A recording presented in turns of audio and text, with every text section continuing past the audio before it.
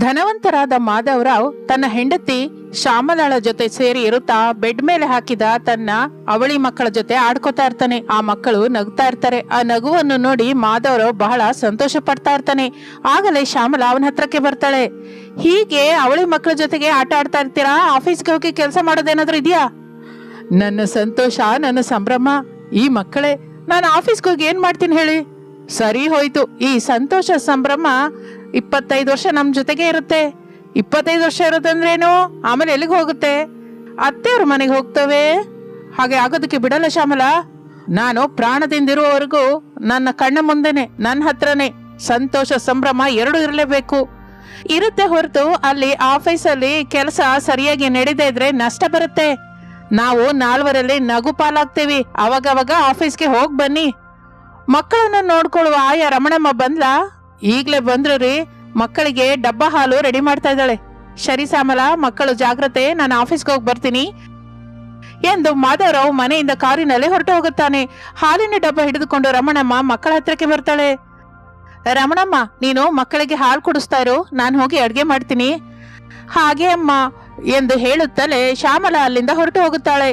ರಮಣಮ್ಮ ಒಂದು ಮಗುವಿಗೆ ಹಾಲು ಕುಡಿಸುತ್ತಾಳೆ. ಆ ಮಗು ಹಾಲು ಕುಡಿದು ಸಂತೋಷದಿಂದ ನಿದ್ರಿಸುತ್ತದೆ. ಅದೇ ಸಮಯಕ್ಕಾಗಿ ನೋಡುತ್ತಾ ಇರುವ ರಮಣಮ್ಮ ಮಲಗಿಕೊಂಡಿರುವ ಮಗುವನ್ನು ಎತ್ತಿಕೊಂಡು ಆ ಮನೆಯಿಂದ ಹೊರಗೆ ಬಂದು ಭಯದಿಂದಲೂ ಸುತ್ತಲೂ ನೋಡುತ್ತಾ ಮುಂದಕ್ಕೆ ಹೋಗ್ತಾ ಇರ್ತಾಳೆ. ನನ್ನನ್ನು ಕ್ಷಮಿಸು ತಾಯಿ, ನಾನ್ ಮಾಡ್ತಾ ಇರೋದು ತಪ್ಪೆ, ಆದ್ರೆ ತಪ್ಪಲ್ಲ ಎಂದು ದುಃಖದಿಂದ ಒಂದು ಮರದ ಹತ್ರಕ್ಕೆ ಹೋಗಿ ನಿಂತ್ಕೋತಾಳೆ. ಸ್ವಲ್ಪ ಸಮಯದ ನಂತರ ರಾಜಯ್ಯ ಸಾವಿತ್ರಿ ದಂಪತಿಗಳು ಬಂದು ರಮಣಮ್ಮನಿಗೆ ದುಡ್ಡು ಕೊಟ್ಟು ಆಕೆ ಹತ್ರ ಮಲಗಿಕೊಂಡಿರುವ ಮಗುವನ್ನು ತೆಗೆದುಕೊಳ್ಳುತ್ತಾರೆ. ಇನ್ನು ಮೇಲಿಂದ ಆ ಶ್ಯಾಮಲಾ ನಿನ್ನನ್ನ ಗೊಡ್ಡಿ ಅಂತ ಅಳಿಸೋದಿಲ್ಲ ಸಾವಿತ್ರಿ. ರಮಣಮ್ಮ, ನೀನು ಕೂಡ ಇಲ್ಲೆಲ್ಲೂ ಇರ್ಬೇಡ, ಎಲ್ಲಿಗಾದ್ರೂ ದೂರವಾಗಿ ಹೊರಟು ಹೋಗು ಎಂದು ಅಲ್ಲಿಂದ ಅವರು ಹೋಗುತ್ತಾ ಇರುತ್ತಾರೆ. ಹಾಗೆ 25 ವರ್ಷ ಕಳೆಯುತ್ತದೆ. ಅತ್ತೆ ಶಾರದಾ ಡೈನಿಂಗ್ ಟೇಬಲ್ ಹತ್ರ ಕೂತ್ಕೊಂಡು, ದೊಡ್ಡ ಸೊಸೆ ಅಮೃತ ಎಲ್ಲಿದ್ದಾಳೋ? ಕಿಚನ್ ನಲ್ಲಿ 2 ಜಡೆ ಹಾಕಿಕೊಂಡ ಹಳ್ಳಿ ಸೊಸೆ ಅಮೃತ, ಅತ್ತೆಯವರೇ, ನಾನು ಅಡ್ಗೆ ಮನೆಯಲ್ಲಿದ್ದೀನಿ, ಏನ್ ಬೇಕೋ ಹೇಳಿ. ತಾಮ್ರತ್ ತಮಗೆ ತುಂಬಾ ಬಿಸಿ ಬಿಸಿ ಟೀ ತಗೊಂಬ ಅಂತ ಹೇಳ್ತೀರಾ ಎಂದು ಅಮೃತ ಅನ್ನುತ್ತಲೇ ಶಾರದಾ ಆಯಿಷ್ಟದಿಂದಲೇ ಮುಖವಿಟ್ಟು ತನ್ನಲ್ಲಿ ತಾನು, ಈ ಹಳ್ಳಿಯ ದೊಡ್ಡ ಸೊಸೆನ ಕರೆದ್ರು ಮಾತಾಡ್ಸಿದ್ರು ತಾಮ್ರದ ಚೊಂಬು ಅಂತಾಳೆ, ಬಿಸಿ ಬಿಸಿ ಟೀ ಅಂತಾಳೆ. ಈ ಸೊಸೆಗೆ ಇವೆರಡು ಬಿಟ್ಟು ಇನ್ನೊಂದು ಮಾತಂತ ಇಲ್ಲ. ಹೇಳಿದ ಕೆಲಸ ಮಾತ್ರ ಹೇಳಿದ ಹಾಗೆ ಮಾಡ್ತಾಳೆ ಅಷ್ಟೇ ಎಂದು ಅಂದುಕೊಳ್ಳುತ್ತಾ ಇರುವ ಕಿಚನ್ ನಲ್ಲಿರುವ ಅಮೃತ ಗಟ್ಟಿಯಾಗಿ, ಅತ್ತೆ ಬಿಸಿ ಬಿಸಿ ಚಾಯ್ ತಗೊಂಬರ್ಲಾ ಎಂದು ಮತ್ತೆ ಕೇಳುತ್ತಾಳೆ. ನಿನ್ನ ತಾಮ್ರ ಚೊಂಬು ಬೇಡ, ಫಿಟ್ಟಿಂಗು ಬೇಡ, ನೀನೀಗ ನೇರವಾಗಿ ನನ್ನ ಡೈನಿಂಗ್ ಟೇಬಲ್ ಹತ್ರ ಬಾ ಸೊಸೆ. ಈಗಲೇ ಬರ್ತಾ ಇದ್ದೀನಿ ಅತ್ತೆ ಎಂದು ಅಮೃತ ಕಿಚನ್ ಒಳಗಿಂದ ಡೈನಿಂಗ್ ಟೇಬಲ್ ಹತ್ರ ಕೂತ್ಕೊಂಡ ತನ್ನ ಅತ್ತೆ ಶಾರದಾಳ ಹತ್ರಕ್ಕೆ ಬರ್ತಾಳೆ. ಈಗ ಹೇಳಿ ಅತ್ತೆ, ಯಾಕೆ ನನ್ನ ಕರೆದ್ರಿ? ಬಿಸಿ ಬಿಸಿ ಚಾಯ್ನ ತಾಮ್ರ ಚೊಂಬಲ್ಲದೆ ಮನೇಲಿರುವ ಸ್ಟೀಲ್ ಚೊಂಬಲಿ ಸುರಿದು ತಂದ್ಕೊಡ್ಲಾ ಮತ್ತೆ? ಓ ಹಳ್ಳಿಯ ದೊಡ್ಡ ಸೊಸೆ, ನಿನ್ಗೆ ಕೈ ಮುಗಿತೇನೆ. ನಿನ್ನ ಟೀ ಗಲಾಟೆ ಪಕ್ಕದಲ್ಲಿಡು. ನಾನ್ ಹೇಳುವ ತನಕ ನೀನು ಮಾತ್ರ ಬಾಯ್ ಬಿಡಬೇಡ. ಮಾತಾಡಿದ್ರು ಬಾಯಿ ತೆಗೆದ್ರು ಹಾವಿನ ಚರ್ಮದಿಂದ ಹೊಲ್ದು ಬಿಡ್ತೀನಿ ಎಂದು ಹೇಳುತ್ತಲೇ ಅಮೃತ ಬಾಯಿ ಮೇಲೆ ಕೈ ಹಾಕಿಕೊಳ್ಳುತ್ತಾಳೆ. ಈಗ ಸಿಟಿ ಸೊಸೆ ಅನಾಮಿಕಳನ್ನ ಕರಿಬೇಕು. ಅನಾಮಿಕಾ, ಓ ಸಿಟಿ ಸೊಸೆ ಎಂದು ಕರೆಯುತ್ತಲೇ ಮಾಡರ್ನ್ ಲುಕ್ ನಂದಿರುವ ಸಿಟಿ ಸೊಸೆ ಅನಾಮಿಕಾ ಡ್ರೆಸ್ಸಿಂಗ್ ಟೇಬಲ್ ಮುಂದೆ ಕೂತ್ಕೊಂಡು ಮೇಕಪ್ ಹಾಕೋತಾ ಇರ್ತಾಳೆ. ಏನತ್ತೆ, ನನ್ ಕೈ ಖಾಲಿಯಾಗಿಲ್ಲ, ನಾನು ಮೇಕಪ್ ಹಾಕೋತಾ ಇದ್ದೀನಿ, ಈಗ ನಾನ್ ಬರಲ್ಲ ಅತ್ತೆ.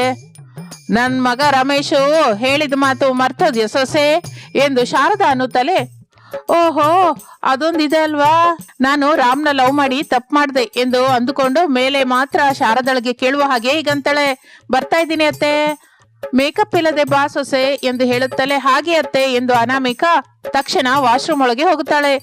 ಶಾರದಾ ಹಳ್ಳಿಯ ಸೊಸೆ ಅಮೃತಳ ಜೊತೆ ಮಾತನಾಡುತ್ತಾ ಇರುವಾಗ ಸಿಟಿ ಸೊಸೆ ಅನಾಮಿಕಾ ಅವರ ಹತ್ರಕ್ಕೆ ಬರ್ತಾಳೆ. ಅಮೃತ ಅನಾಮಿಕಾ ಇಬ್ಬರು ಒಂದೇ ತರ ಇರ್ತಾರೆ. ಅವಳಿಗಳು ಅಮೃತ ಅನಾಮಿಕಾ ಇಬ್ಬರು ಒಬ್ರನ್ನೊಬ್ರು ನೋಡ್ಕೋತಾ ಇರ್ತಾರೆ. ನೋಡ್ಕೊಂಡಿದ್ದು ಸಾಕು ಸೊಸೆ ಅಂದ್ರೆ ಇಬ್ರು ಅಲ್ಲಿ ಕೂತ್ಕೊಳ್ಳಿ ಎಂದು ಹೇಳುತ್ತಲೇ ಸಿಟಿ ಸೊಸೆ ಅನಾಮಿಕಾ ಕೂತ್ಕೋತಾಳೆ. ಆದ್ರೆ ಹಳ್ಳಿ ಸೊಸೆ ಅನಾಮಿಕಾ ಮಾತ್ರ ಹಾಗೆ ನಿಂತ ಇರ್ತಾಳೆ. ಓ ಅಮ್ಮ ಅತ್ತೆ, ನಾನು ತಮ್ಮ ಮುಂದೆ ಕೂತ್ಕೋಬೇಡ ಅಂತ ನಮ್ಮಮ್ಮ ಹೇಳಿದ್ದಾಳೆ, ಅದಕ್ಕೆ ನಾನು ಕೂತ್ಕೊಳ್ಳಲ್ಲ ಅತ್ತೆ, ನಿಂತ್ಕೊಂಡೇ ಇರ್ತೀನಿ. ನಿಜಕ್ಕೂ ವಿಷಯವೇನು ಹೇಳಿ? ಇಬ್ರು ನಿಜ ಹೇಳ್ರೆ, ನೀವಿಬ್ರು ಅಕ್ಕ ತಂಗಿಯರೇ ಅಲ್ವಾ? ಬೇಕು ಅಂತ ಒಬ್ರು ಹಳ್ಳಿಲಿ ಬೆಳೆದಿದ್ದೀರಾ, ಇನ್ನೊಬ್ರು ಸಿಟಿಲನ್ನೇ ಬೆಳೆದಿದ್ದೀರಾ, ಅಷ್ಟೇನಾ? ನಾನ್ಸೆನ್ಸ್ ಅತ್ತೆ, ನಾನು ಅಮೃತ ಅಕ್ಕ ತಂಗಿ ಅಂತ ನೀವ್ ಅನ್ಕೊಂಡ್ರೆ ಸರಿ ಹೋಗಲ್ಲ. ಒಂದೇ ಹೋಲಿಕೆಯಲ್ಲಿ ಇದ್ದಿದ್ದಕ್ಕೆ ಮಾತ್ರ ಅಕ್ಕ ತಂಗಿಯರಾಗಿ ಹೋಗ್ತೀವಾ? ನಾನೇನು ನನ್ನ ಅಂತಸ್ತೇನೋ? ಹೌದೌದು ಅನಾಮಿಕಾ, ನೀನು ದುಡ್ಡಿರುವ ಮಾಧವರಾವ್ ಮಗಳು ಅಲ್ವಾ? ನಾನು ಹಳ್ಳಿನಲ್ಲಿರುವ ರಾಜಯ್ಯನ ಮಗಳು ಅತ್ತೆ. ನಿನ್ನ ನಡವಳಿಕೆ ನೋಡಿದ್ರೆ ಗೊತ್ತಾಗುತ್ತೆ ಬಿಡು. ನೀನು ಮತ್ತೆ ಬಾಯ್ ಬಿಟ್ಟು ಅದನ್ನ ಹೇಳೋ ಅಗತ್ಯವಿಲ್ಲ. ನಿನ್ನ 2 ಜಡೆ ಹಳ್ಳಿತನ ಎಲ್ಲ ತುಂಬಾನೇ ಇದೆ. ಅತ್ತೆಯವ್ರೆ, ಹೇಗೂ ಕರೆದಿದ್ದೀರಲ್ಲ, ನಾನು ನಿಮ್ಮನ್ನ ಬಹಳ ಪ್ರಶ್ನೆಗಳು ಕೇಳ್ಬೇಕು ಅಂದ್ಕೊಂಡಿದ್ದೀನಿ, ಕೇಳ್ಬೋದಾ? ಏನು ಬಹಳ ಪ್ರಶ್ನೆ ಕೇಳ್ತೀಯಾ? ಏನು ಆ ಬಹಳ ಪ್ರಶ್ನೆಗಳು? ಅತ್ತೆ, ನಿಮ್ಮ ಕ್ವಿಜ್ ನೀವ್ ಆಡ್ಕೊಳ್ಳಿ, ನಾನು ಹೋಗಿ ಮೇಕಪ್ ಹಾಕೋಬೇಕು. ನೀನು ಕೂಡ ಇರು ತಂಗಿ. ತಂಗಿ ಅಲ್ಲ, ಅನಾಮಿಕಾ ಅಂತ ಕರಿ ಅಂತ ಎಷ್ಟು ಸಲ ಹೇಳ್ಬೇಕು? ಸರಿ ಸರಿ ಅನಾಮಿಕಾ, ಕೋಪ ಮಾಡ್ಕೋಬೇಡ, ನೀನು ಕೂಡ ಇರು. ಅತ್ತೆ, ನಾನು ಅನಾಮಿಕಾ ಇಬ್ಬರು ಈ ಮನೆಗೆ ಸೊಸೆಯಾಗಿ ಬಂದಿದ್ದೀವಿ. ಎಲ್ಲ ಕೆಲಸ ನನ್ನ ಹತ್ರ ಮಾಡಿಸ್ತೀರಾ, ಹೊರಗಡೆ ಮಾತ್ರ ಅನಾಮಿಕಳ ಜೊತೆ ಸೇರಿ ಹೋಗ್ತೀರಾ. ಏನಾದ್ರೂ ಫಂಕ್ಷನ್ ನಡೆದಾಗೆ ಕೂಡ ಅನಾಮಿಕಳನ್ನೇ ಕರ್ಕೊಂಡು ಹೋಗ್ತೀರಾ, ನನ್ನನ್ ಮಾತ್ರ ಯಾಕೆ ಕರ್ಕೊಂಡು ಹೋಗಲ್ಲ? ಯಾಕೆ ಅಂದ್ರೆ ನೀನು ಪದ್ಧತಿ ತಿಳಿಯದ ಹಳ್ಳಿಯ ಮೊದ್ದು ಆದ್ರಿಂದ, ಅನಾಮಿಕಾ ಲೋಕಜ್ಞಾನ ತಿಳಿದ ಹುಡುಗಿ ಆದ್ರಿಂದ, ಮೇಲಾಗಿ ಓದ್ಕೊಂಡ ಹುಡುಗಿ, ದುಡ್ಡಿರುವ ಹುಡುಗಿ. ನಾಳೆ ನನ್ಗೇನಾದ್ರೂ ಆದ್ರೆ ದುಡ್ಡಿನ ಅಗತ್ಯ ಬೀಳುತ್ತೆ, ಆಗ ಯಾರು ಕೊಡ್ತಾರೆ? ಅನಾಮಿಕಾ ಕೊಡ್ತಾಳೆ. ಪದ್ಧತಿ ಅಂದ್ರೆ ಎಗ್ಗಿಲ್ಲದ ನಿಮ್ ಮುಂದೆ ಕೂತ್ಕೊಳ್ಳೋದ? ನಿಮ್ಗೆ 15 ದಿನ ಜ್ವರ ಬಂದಾಗ ನಿಮ್ಗೆ ಎಷ್ಟೋ ಉಪಚಾರ ಮಾಡದೆ ಕನಿಷ್ಠ ನಿಮ್ಮನ್ನ ನೋಡೋದಕ್ಕೆ ಕೂಡ ಬರ್ದೇ ಇರೋದ? ನೀವು ಚೆನ್ನಾಗಿದ್ದಾಗ ನಿಮ್ ಜೊತೆ ಕಾರಲ್ಲಿ ತಿರುಗಿ, ನಿಮಗೆ ಚೆನ್ನಾಗಿಲ್ಲದಿದ್ದಾಗ ಬಿಟ್ಟು ಬಿಡೋದ? ಕಾರು ಬಂಗ್ಲೆ ಇರೋದಾ ಅತ್ತೆ ಎಂದು ಅಮೃತ ಕೇಳುತ್ತಲೇ ಶಾರದಾ ಮೌನವಾಗಿರುತ್ತಾಳೆ. ಅವರ ಹತ್ರಕ್ಕೆ ಪ್ರಸಾದ್ ಬರ್ತಾನೆ. ಹೇಳು ಶಾರದಾ, ದೊಡ್ಡ ಸೊಸೆ ಕೇಳ್ತಾ ಇದ್ದಾಳಲ್ಲ, ಅಷ್ಟು ಮಾತ್ರ ಕೆಲ್ಸ ಸೇವೆ ಅನಾಮಿಕಾ ನಂಗೆ ಮಾಡ್ತಾಳೆ. ಏನ್ ಅನಾಮಿಕಾ?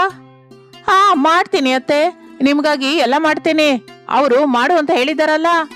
ಅಂದ್ರೆ ತಮಾಷೆಯಾಗಿ ಒಂದು ಆಟ ಆಡೋಣ ಶಾರದಾ. ಆಟನ? ಏನಾಟ? ಒಂದು 10 ದಿನ ಅನಾಮಿಕಾ ಅಮೃತ ಹಾಗೆ ಎಲ್ಲ ಕೆಲಸ ಮಾಡ್ಬೇಕು. ಅಮೃತ ಅನಾಮಿಕಳ ಹಾಗೆ ಮೇಕಪ್ ಹಾಕೋತಾ ರಿಚ್ ಆಗಿರ್ತಾಳೆ. ಏನಂತೀಯ ಶಾರದಾ? ಇದಕ್ಕೆ ನೀನು ಒಪ್ಕೊಂಡ ಹಾಗೆ ಅಲ್ವಾ? ಹೌದು ರೀ, ಒಪ್ಕೋತೀನಿ. ಅಮೃತ ಸೊಸೆ, ನೀನ್ ಹೋಗಿ ಮೇಕಪ್ ಹಾಕೋತಾಯಿ, ಹೋಗು. ನನಗೆ ಮೇಕಪ್ ಬೇಡ ಮಾವರೇ, ನಾನು ಹೀಗೆ ಇರ್ತೀನಿ. ಆದ್ರೆ ಅನಾಮಿಕಾ ತಂಗಿ ಹಾಗೆ ಮಂಚದ ಮೇಲೆ ಕುತ್ಕೊಂಡಿರ್ತೀನಿ. ಇನ್ನು ಮೇಲಿಂದ ಎಲ್ಲ ಕೆಲಸ ಅನಾಮಿಕನೇ ಮಾಡ್ತಾಳಲ್ಲ ಎಂದು ಹೇಳಿ ಅಮೃತ ಅಲ್ಲಿಂದ ಹೊರಟು ಹೋಗುತ್ತಾಳೆ. ಇನ್ನು ಆಗಿನಿಂದ ಸಿಟಿ ಸೊಸೆ ಅನಾಮಿಕಳ ಹತ್ತಿರ ಶಾರದಾ ಮನೆ ಕೆಲಸ, ಅಡ್ಗೆ ಕೆಲಸ ಎಲ್ಲ ಕೆಲಸ ಮಾಡಿಸ್ತಾ ಇರ್ತಾಳೆ. ಅನಾಮಿಕಾ ಇಷ್ಟದಿಂದಲೇ ಕೆಲಸವೆಲ್ಲ ಮಾಡ್ತಾ ಇರ್ತಾಳೆ. ಚಿಚಿ, ಇದನ್ನೆಲ್ಲ ಕೆಲಸ ಅಂತಾರ? ಚಾಕ್ರಿ ಅಂತಾರೆ. ದುಡ್ಡಿನಲ್ಲಿ ಹುಟ್ಟಿ ಸಿಟಿಯಲ್ಲಿ ಬೆಳ್ಕೊಂಡು ಹೀಗೆ ಚಾಕ್ರಿ ಮಾಡ್ತಾ ಇರೋದಕ್ಕೆ ಕಾರಣ ತನ್ನ ಒಳ್ಳೆ ಮನಸ್ಸಿನಿಂದ ನನ್ನನ್ನು ಆಕರ್ಷಿಸಿದ ನನ್ನ ಗಂಡ ರಾಮ್, ಅದೇ ರೀ ರಮೇಶ್.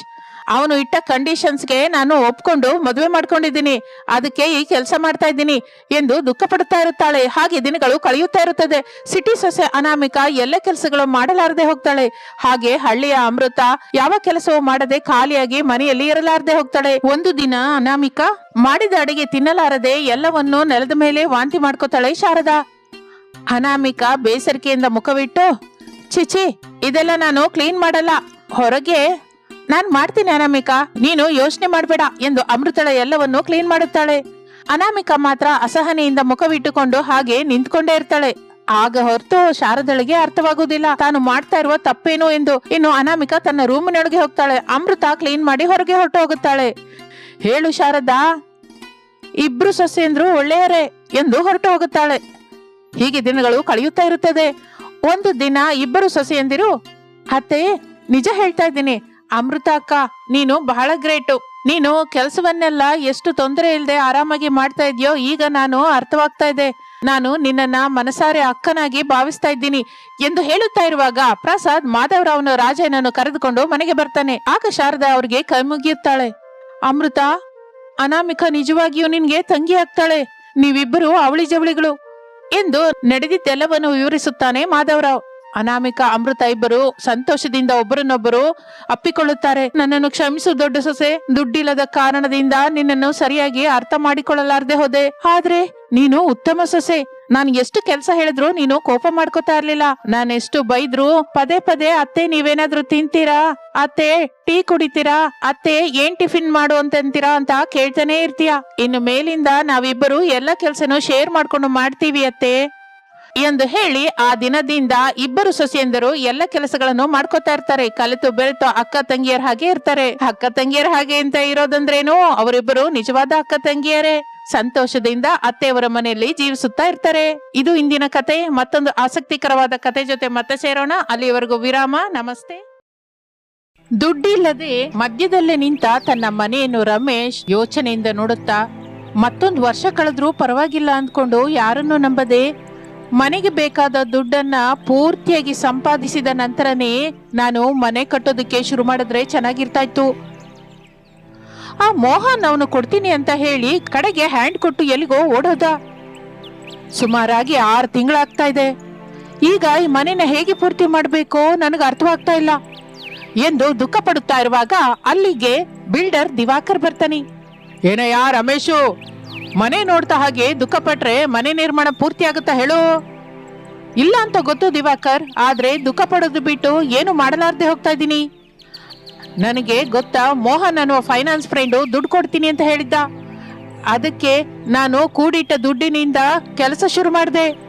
ತೀರಾ ದುಡ್ಡಿನ ಅಗತ್ಯ ಬರುವ ಹೊತ್ತಿಗೆ ಮೋಹನ್ನಿಂದ ಬರಬೇಕಾದ ಫೈನಾನ್ಸ್ ದುಡ್ಡು ಬರಲಿಲ್ಲ. ಇಲ್ಲಿ ನೋಡು, ಮನೆ ನಿರ್ಮಾಣ ಮಧ್ಯದಲ್ಲೇ ನಿಂತು ಹೋದ ನಿನ್ ಮನೆ ಕೆಲಸನ ನಾನು ಪೂರ್ತಿ ಮಾಡ್ತೀನಿ. ಇದುವರೆಗೂ ಎಷ್ಟು ಖರ್ಚಾಗಿದೆಯೋ ಅದು ಕೂಡ ಹೇಳು ರಮೇಶ್. ಎಲ್ಲ ಸೇರಿ ಸಿಂಗಲ್ ಪೇಮೆಂಟ್, ಎಲ್ಲ ಕ್ಯಾಶ್ ಕೊಡ್ತೀನಿ. ಏನಂತೀಯಾ? ಇಲ್ಲ ದಿವಾಕರ್, ಎಂತಹ ಪರಿಸ್ಥಿತಿಯಲ್ಲೂ ನಾನು ಈ ಮನೆನ ಮಾರಲ್ಲ. ಯಾವತ್ತಿಗೂ ಈ ಮನೆನ ಪೂರ್ತಿಯಾಗಿ ಕಟ್ಕೋತೀನಿ. ಆ ನಂಬಿಕೆ ನನಗಿದೆ. ನನ್ನನ್ನು ಬಿಟ್ಬಿಡು. ಹೋಗಿ ನಿನ್ ಮುಖನ ಕನ್ನಡಿಲಿ ನೋಡ್ಕೊ ರಮೇಶು. ನೀನು ಮನೆನ ಪೂರ್ತಿಯಾಗಿ ಕಟ್ಟಬೇಕು ಅಂದ್ರೆ 25 ಲಕ್ಷ ಬೇಕು. ಅಷ್ಟು ದೊಡ್ಡ ಮೊತ್ತದಲ್ಲಿ ನೀನು ಯಾವಾಗ ಸಂಪಾದಿಸ್ತೀಯಾ? ಅಯ್ಯ ದಿವಾಕರ್ ಅವರೇ, ತಾವು ನನ್ನ ಬಗ್ಗೆ, ನನ್ನ ಮನೆ ಬಗ್ಗೆ ಆಲೋಚಿಸೋದನ್ನ ಬಿಟ್ಟು ತಾವು ಮಾಡುವ ವ್ಯಾಪಾರದ ಬಗ್ಗೆ ದೃಷ್ಟಿ ಇಡಿ. ತುಂಬಾ ಸಂಪಾದಿಸ್ಕೊಳ್ಳಿ, ನನ್ನನ್ನ ಬಿಟ್ಟುಬಿಡಿ. ಈಗ ನಾನು ಮಾಡ್ತಾ ಇರೋ ಕೆಲಸ ಅದೇ ರಮೇಶು. ನನ್ನ ಹತ್ರ ವರ್ಕೌಟ್ ಆಗಲ್ಲ ಅಂತ ಗೊತ್ತಾಗಿದೆಯಲ್ಲ ದಿವಾಕರ್ ಅವರೇ. ಇನ್ನು ನನ್ನನ್ನು ಬಿಟ್ಟು ಇಲ್ಲಿಂದ ಹೊರಟೋಗಿ. ಮತ್ತೆ ಯಾರಾದ್ರೂ ಇದ್ರೆ ಅವರನ್ನ ನೋಡ್ಕೊಳ್ಳಿ. ತಪ್ಪದೆ ರಮೇಶು, ಯಾವತ್ತಾದ್ರೂ ನೀನು ಉದ್ದೇಶ ಬದಲಾದ್ರೆ ಮಾತ್ರ ಮೊದಲು ನನ್ನನ್ನೇ ಭೇಟಿ ಆಗ್ಬೇಕು. ನನ್ನನ್ನಿಲ್ಲ ಅಂತ ಬೇರೆ ಕಡೆ ಹೋಗೋದಕ್ಕಿಲ್ಲ ಮತ್ತೆ. ಹಾಗೆ ದಿವಾಕರ್ ಬಾಬು ಎಂದು ಹೇಳುತ್ತಲೇ ಬಿಲ್ಡರ್ ದಿವಾಕರ್ ಅಲ್ಲಿಂದ ಹೊರಟು ಹೋಗುತ್ತಾನೆ. ಇದೆಲ್ಲ ಸ್ವಲ್ಪ ದೂರದಲ್ಲಿ ಒಂದು ಮರದ ಹಿಂದೆ ನಿಂತುಕೊಂಡ ಅನಾಮಿಕಾ ನೋಡುತ್ತಾಳೆ. ಅವರ ಮಾತುಗಳನ್ನೆಲ್ಲ ಕೇಳುತ್ತಾಳೆ. ದುಡ್ಡಿದೆ ಅನ್ನುವ ಪೊಗರಿನಿಂದ ಆ ದಿವಾಕರ್ ನನ್ನ ಗಂಡನ ಹತ್ರ ನಿನ್ ಮುಖನ ಕನ್ನಡಿಯಲ್ಲಿ ನೋಡ್ಕೊಂತ ಹೇಳ್ತಾನ. ಹೇಗಾದ್ರೂ ಸರಿ, ನಾನು ನನ್ನ ಗಂಡಂಗೆ ಸಹಾಯ ಮಾಡಬೇಕು. ಅವನು ಕಟ್ಟಬೇಕು ಅಂದ್ಕೊಂಡ ಮನೆಯನ್ನ ಪೂರ್ತಿ ಮಾಡಬೇಕು. ಆದ್ರೂ ಅವರು ಈ ಹೊಸ ಮನೆನ ನಮಗಾಗಿ ಅಲ್ವೇ ಕಟ್ಟಬೇಕು ಅಂತ ಅಂದ್ಕೊಂಡಿರೋದು. ಅತ್ತೆ ಮಾವನ ಹತ್ರ ಒಂದು ಸಲ ಮಾತಾಡ್ಬೇಕು ಎಂದು ಆ ಮರದ ಹತ್ತಿರದಿಂದ ಹೊರಟು ಮನೆಯ ಕಡೆ ದುಃಖದಿಂದ ಕಣ್ಣೀರು ಹಾಕಿಕೊಳ್ಳುತ್ತಾ ಇರುವ ಗಂಡ ರಮೇಶನ ಹತ್ರಕ್ಕೆ ಬರ್ತಾಳೆ.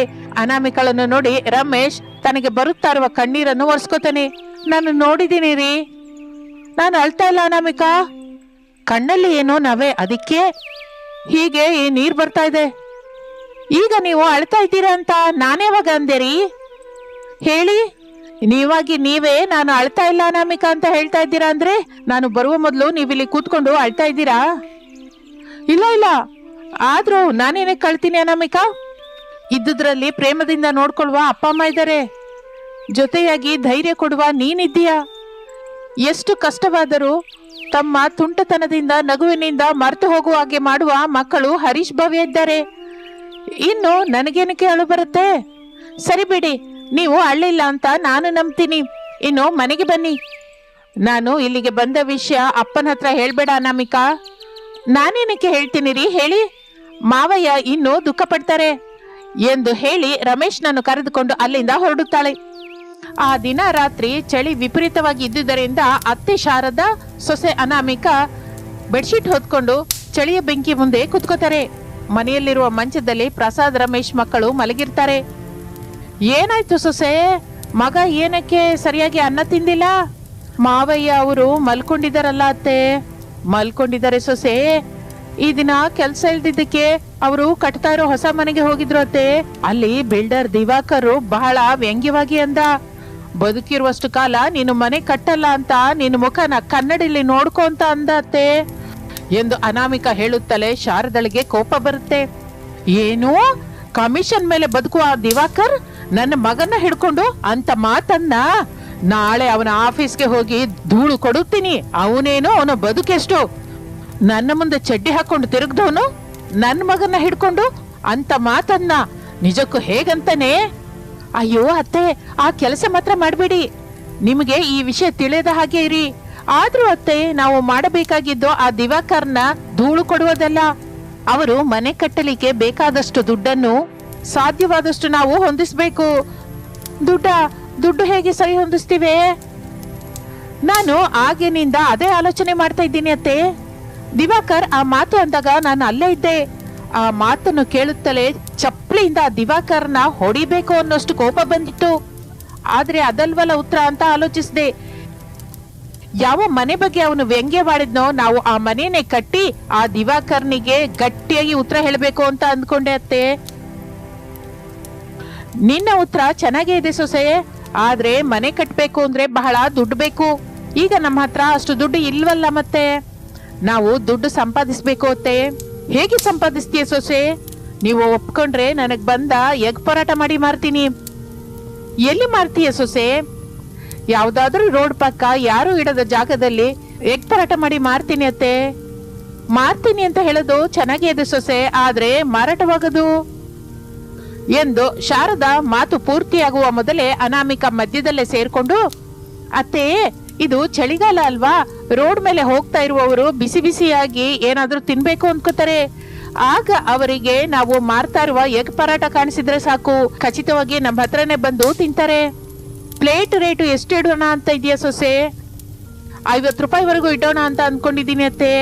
ಸರಿ ಸೊಸೆ, ಅಂದ್ರೆ ಮೇನ್ ರೋಡ್ ಪಕ್ಕದಿಂದ ಒಳ್ಳೆ ಜಾಗ ನೋಡಿ ಇಡು, ಆಗ ಖಚಿತವಾಗಿ ನಾವು ದುಡ್ಡು ಸಂಪಾದಿಸಬಹುದು. ಸರಿ ಅತ್ತೆ ಎಂದು ಅತ್ತೆ ಸೊಸೆಯರಿಬ್ಬರು ಮಾತನಾಡಿಕೊಳ್ಳುತ್ತಾ ಇರುತ್ತಾರೆ. ಮಾರನೇ ದಿನ ಮೇನ್ ರೋಡ್ ಪಕ್ಕದಲ್ಲಿ ಒಂದು ಕಡೆ ಅತ್ತೆ ಸೊಸೆಯರು ಬಿಸಿ ಬಿಸಿ ಎಗ್ ಪರಾಟ ಮಾರಲಿಕ್ಕೆ ಶುರು ಮಾಡುತ್ತಾರೆ. ಚಳಿನ ತಡೆಯಲಾರದೆ ಬಿಸಿ ಬಿಸಿಯಾಗಿ ತಿನ್ಬೇಕು ಅಂದುಕೊಳ್ಳುವವರು ಅನಾಮಿಕಾ ಮಾಡುತ್ತಾ ಇರುವ ಬಿಸಿ ಬಿಸಿ ಎಗ್ ಪರಾಟದ ಹತ್ರ ನಿಲ್ಲುತ್ತಾ ಇರ್ತಾರೆ. ಬೇಕಾದ ಎಗ್ ಪರಾಟವನ್ನು ತಿಂದು ದುಡ್ಡು ಕೊಟ್ಟು ಹೋಗ್ತಾ ಇರ್ತಾರೆ. ಹಾಗೆ ದಿನಗಳು ಕಳೆಯುತ್ತಾ ಇರುತ್ತದೆ. ಅನಾಮಿಕಾ ತನ್ನ ಅತ್ತೆಯ ಸಹಾಯದಿಂದ ರಾತ್ರಿ ಹೊತ್ತಿನ ಚಳಿಯನ್ನು ತಡೆದುಕೊಂಡು ಬಿಸಿ ಬಿಸಿ ಪರಾಟ ಮಾರುತ್ತಾ 5,000 ಸಂಪಾದಿಸಿ ರಮೇಶನಿಗೆ ಆ ದುಡ್ಡು ಕೊಡ್ತಾ ಇರ್ತಾಳೆ. ಆ ದುಡ್ಡನ್ನು ರಮೇಶ್ ಮಾರನೇ ದಿನ ಬ್ಯಾಂಕ್ ಅಲ್ಲಿ ಡಿಪಾಸಿಟ್ ಮಾಡಿ ತನ್ನ ಕೆಲಸಕ್ಕೆ ತಾನು ಹೋಗುತ್ತಾ ಇರ್ತಾನೆ. ಒಂದು ದಿನ ರಾತ್ರಿ ಸಮಯ 10 ಗಂಟೆ ದಾಟಿರುತ್ತೆ. ಕಿಶೋರ್ ತನ್ನ ಹೆಂಡತಿ ಹರಿತಳನ್ನು ಕರೆದುಕೊಂಡು ಅನಾಮಿಕಳ ಅಂಗಡಿ ಹತ್ರ ಬರ್ತಾನೆ. ಅವರನ್ನು ನೋಡಿದ ಅನಾಮಿಕಾ, ನೋಡ್ತಾ ಇದ್ರೆ ಹೊಸ ದಂಪತಿಗಳ ಹಾಗಿದ್ದೀರಾ, ಎಲ್ಲಿಂದ ಎಲ್ಲಿಗೆ ಹೋಗ್ತಾ ಇದ್ದೀರಾ?